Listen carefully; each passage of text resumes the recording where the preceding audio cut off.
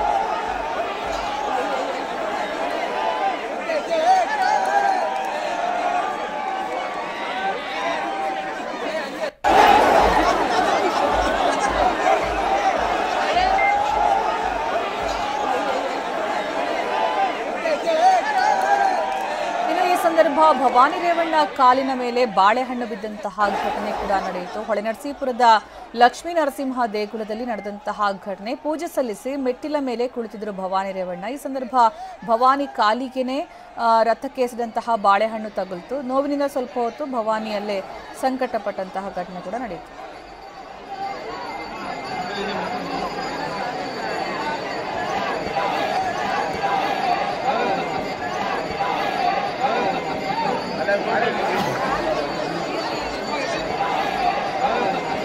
Ada